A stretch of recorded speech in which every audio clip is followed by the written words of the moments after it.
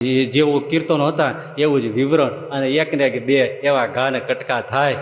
પેટને માટે હિંસા કરવાની, પાપ કરવાની, વ્યસનો કરવાના, પાપમાં પાછું વળીને જોવાનું નહીં. એલા આ તો આ ભાઈ શાલીગ્રામને ચટણી વાટવામાં વાપરવા જેવી વાત, કરોડોના હીરાને ઘંટીમાં દળીને વાટી નાખવાની વાત, વહાણ તારવા માટે આવ્યું ને ભૂરાટો થઈને કૂદીને દરિયામાં પડવા જેવી વાત ના કરાય. આજે નૌકા આવી છે, આ સત્સંગ નૌકા છે, ચડી જવું, ભવસાગર થઈ જવાય. આ બધાય પાપ, જીવ હિંસા, વ્યભિચાર, દારૂ, ચોરી, આ બધા પાપ સાધુઓ ગણાવે. અને ઓલા વેરાભાઈની આંખમાંથી ડબ ડબ આંસુ છે. ઘડીક પહેલા જ્યારે ખડકીમાં ગયા ત્યારે શું હતા, અને બહાર નીકળ્યા કંકુનો ચાંદલો, સૌમ્યતા આવી ગઈ. આખા ગામમાં વાત ફેલાઈ ગઈ. હા જોવો પહાડ ઓગળ્યો. ઉપલેટામાં નથુભાઈ બારૈયા ખરેખર આહિર હરિભક્ત, ઉપલેટાના લાલા બાપા, આવા પ્રાતઃ સ્મરણીય બધા એવા બધા એકાંતિક ભક્તો, ત્યાં સંતો વારંવાર આવે. એમાં નથુભાઈ બારૈયાને ત્યાં સંત મંડળ પધારેલું. સવારથી મંગળ ગીતો ગવાતા હોય, ભજનો ગવાતા હોય, સાંજ થાય તોય પછી 2-3 કલાક સુધી કીર્તનો, ધૂન ને એવું બધું, કથા અને વાર્તા એવું બધું ચાલતું હોય. એક ગામમાં વેરાભાઈ કરીને ભારાડી ક્ષત્રિય દરબાર, પણ ભાઈ પાપ, એને પાપ કરવું તો તપ દઈને વાત, હાલતા ચાલતા પાપ કરે. ખૂંખાર માણસ, કોઈનું નામ ના લે. પણ અહીંયા સંતો છે ને, સાંજ પડી છે, સંધ્યા ઢળી છે, દરબાર છે ને, આમ આમ ગોઠણ બાંધ્યા છે, પૂળો પૂળો મૂછું રહી ગયું છે, પાઘડું ઉતારીને બાજુમાં મૂક્યું છે, હોકો ગડગડાવે છે, અને નથુ બારાના ઘરની બહાર થોડે દૂર એ કોક ટોળકી સાથે બેઠા છે, અલગ મલકની બધી વાતો માંડે છે. એમાં સંતો આરતી ધૂન ને બધું કર્યા પછી એક પછી એક કીર્તનની રમઝટ બોલાવે છે. કે જન્મ સંગાથી વિસાર્યા જગદીશને, અરે એળે ખોયો એ માણસનો અવતાર રે.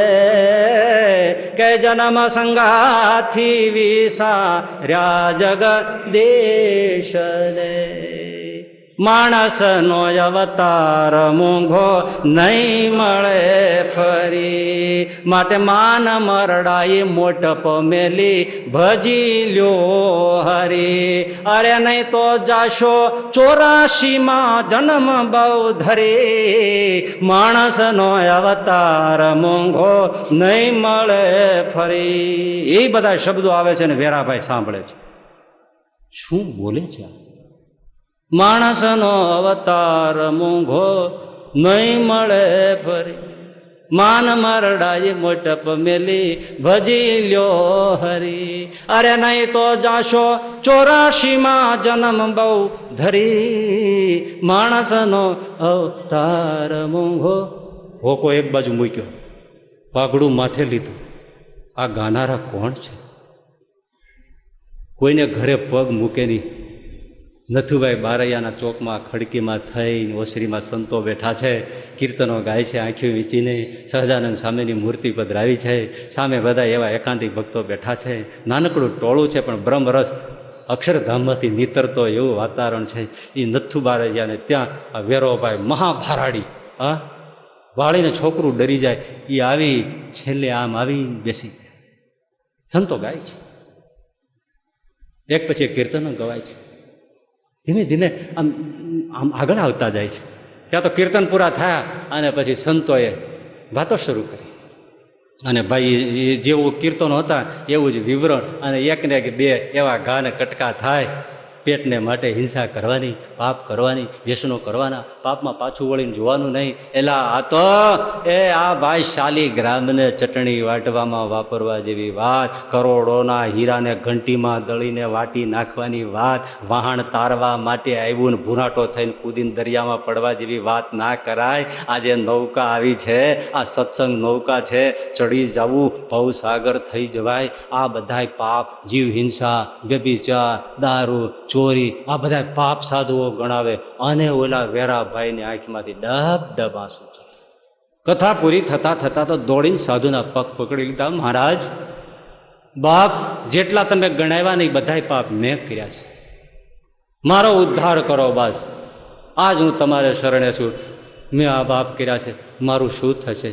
સાધુએ કીધું એટલું, સહજાનંદ હરે ભજી લ્યો ને, સહજાનંદ હરે દારૂ માટે ચોરે અવેરી, એ ચારેનો ત્યાગ કરી ભજી લ્યો ને, સહજાનંદ હરે. આજે આવી ગયા છે ભાઈ, ભજન કરી લ્યો, એનો આશરો કરી લ્યો. અને વેરાભાઈએ કીધું, લ્યો મહારાજ, લ્યો આશ્રય, લ્યો શરણાગત. હાથમાં લીધું, જળ લીધું, પંચ વર્તમાન ધારણ કરાવ્યા, ગળામાં કંઠી નાખી. ઓહો, કાગડો હંસ થઈ ગયો. ઘડીક પેલા જયારે ખડકીમાં ગયા ત્યારે શું હતા, અને બહાર નીકળ્યા કંકુનો ચાંદલો, સૌમ્યતા આવી ગઈ. આખા ગામમાં વાત ફેલાઈ ગઈ, હા જોવો પહાડ ઓગળ્યો. હા, અને પછી કેવા તમે હરિભગત ત્યાં તમે જોવો, શિક્ષાપત્રી મૂર્તિમાન પાડે એવા. આહા. પછી ભૂલથી એક કોક ખેડૂતની વાડીમાંથી એ બાવળનું દાંતણ કપાઈ ગયું, અને પછી એને મહારાજે કીધું, ટકોર કરી કે વેરાભાઈ તમે આ દાંતણ લાવ્યા, પણ માલિકને પૂછ્યું, અમે કીધું છે શિક્ષાપત્રીમાં કે ગરદણીને પૂછ્યા વગર લાકડાનો ટુકડો કે ફૂલની પાંદડી એ માલિકને પૂછ્યા વગર ન લેવી. હા, મેં ભૂલ કરી. એ ખેડૂતને જઈને દંડવત મીંડા કરો, ઓલો ખેડૂત ફફડી ગયો, વેરાભાઈ દંડવત કરે. એટલે કે બાપા તમે રેવાઈ ગયો. તો કે ના ભાઈ સાહેબ, મારી ભૂલ થઈ ગઈ છે, મેં તમને પૂછ્યા વગર આ દાંતણ કાપ્યું છે, આ તમારા પગમાં મૂકીને માફી માગું છું. કેવા થયા તમે વિચાર તો કરો, ક્યાં પહોંચી ગયા. જાઓ બોલો. ગાયન સાંભળ્યું ભાઈ, હે ગાયનમાંથી તરી જા.